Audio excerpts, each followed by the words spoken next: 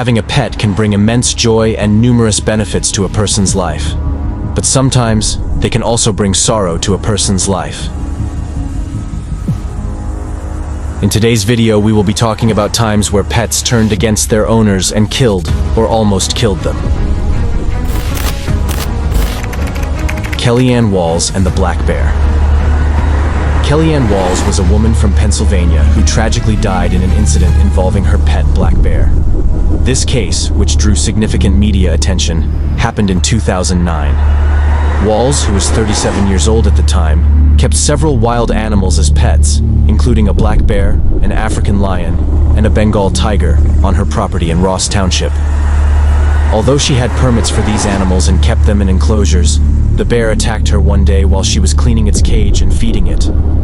The bear mauled her to death before her neighbor, who witnessed the attack, managed to shoot and kill the animal. This tragic event highlighted the dangers of keeping large wild animals as pets, especially in a residential setting. It also raised awareness and discussions around the need for stricter regulations on exotic pet ownership to prevent similar incidents. Jacqueline Duran is a survivor of a severe dog attack that took place in December 2021. A Texas college student at the time, Jacqueline went to a home in Coppell, Texas, where she had been hired to dog sit. When she entered, two dogs, a German Shepherd mix and a Pit Bull mix, attacked her, causing life-threatening injuries. The dogs bit her more than 800 times, which led to extensive damage, including the loss of parts of her face. Jacqueline was able to call for help, but by the time emergency responders arrived, she was in critical condition. The dogs were eventually restrained, but her injuries required numerous reconstructive surgeries, and she still faces long-term recovery challenges. Jacqueline's case drew significant media attention and raised discussions about pet safety, especially in cases where owners employ pet sitters. She has been open about her recovery journey, inspiring many with her courage and determination. In early 2022, Jacqueline filed a lawsuit against the dog owners, alleging they failed to properly contain and warn about the dog's aggression. Throughout her recovery, Jacqueline has remained strong and shared her story publicly, raising awareness about the risks of animal attacks and the resilience needed to overcome traumatic injuries. What's the problem there? The chimp killed my friend! What's the problem with your friend? I need to know. The police stop! With a gun! With a gun! Hurry Who up! has a gun? Please, hurry up! He's killing my girlfriend! What is the problem? He's killing my friend! Who's killing your friend? My chimpanzee! Oh, your chimpanzee is killing your friend. He ripped her apart! Hurry up! With a gun. Hurry up, please! There's someone on the way. Look on, please! Shoot him! What is the monkey doing? Tell me what the monkey He ripped her face off! He ripped her face off?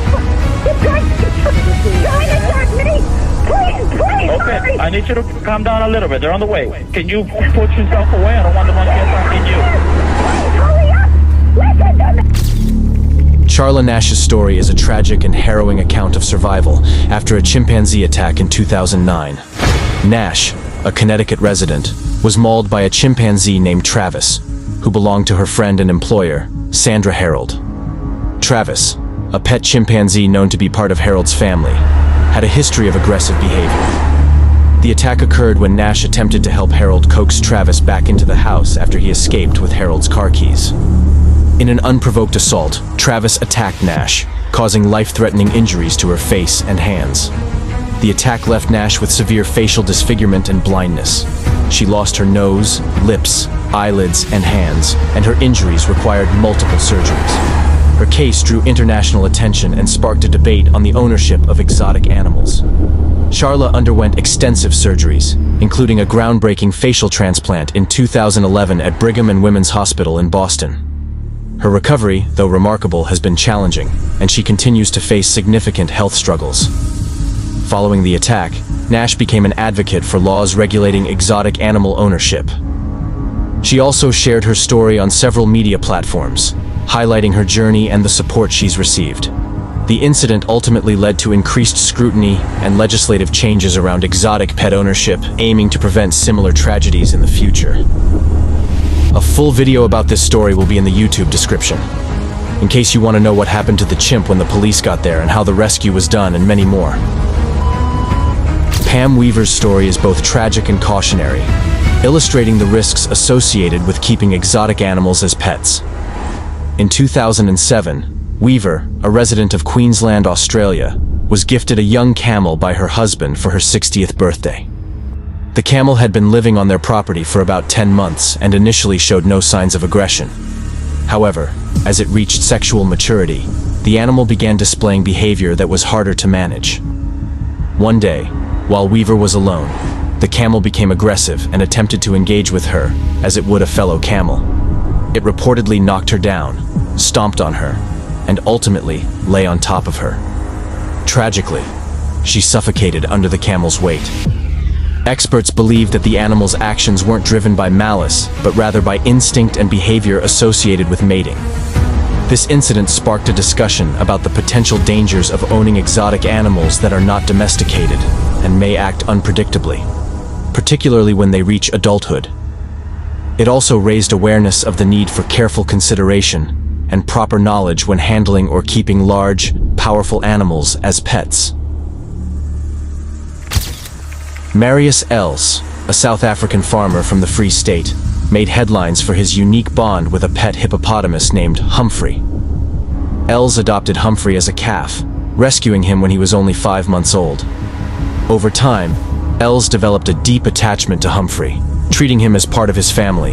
He fed Humphrey by hand, swam with him, and referred to the hippo as his son. Despite warnings from wildlife experts about the dangers of keeping a hippo as a pet, Els remained confident, believing he shared a special connection with Humphrey. However, tragically, in November 2011, Els was found dead in a river on his property. Humphrey had attacked him, inflicting fatal injuries and dragging him into the water. This devastating event highlighted the dangers of trying to domesticate wild animals, particularly one as powerful and unpredictable as a hippo.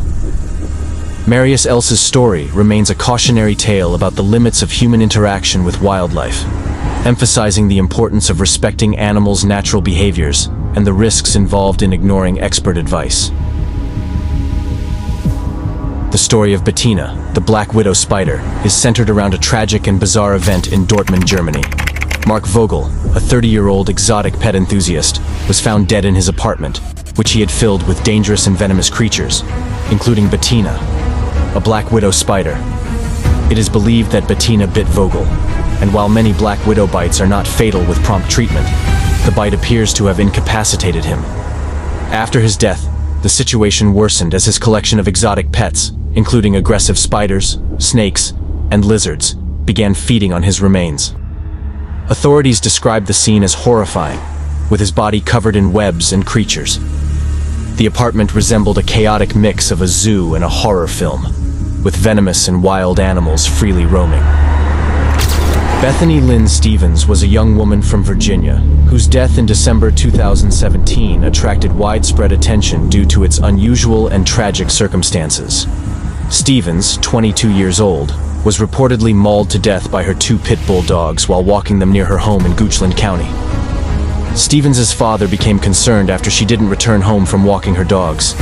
He went out searching for her and found her body in a wooded area where the dogs were behaving aggressively. Authorities later reported that she had suffered severe injuries.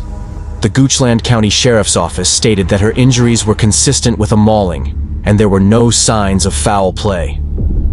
The medical examiner confirmed that the wounds were inflicted by the dogs. The 2 pit bulls were described as Stevens' pets, but the investigation suggested that the attack could have been triggered by an unusual situation. Friends of Stevens initially expressed skepticism, claiming she loved and cared deeply for the dogs, but authorities emphasized the physical evidence. The case stirred heated debates about pit bull behavior, animal aggression, and pet ownership. Some viewed the incident as a tragic anomaly, while others raised concerns about the breed's potential for aggression. Stevens's family and friends mourned her loss, remembering her as a loving and caring individual. Both dogs were euthanized after the incident, per authorities' recommendations. The tragedy remains a deeply emotional story, highlighting the complexity of human-animal relationships and the unpredictable nature of animal behavior.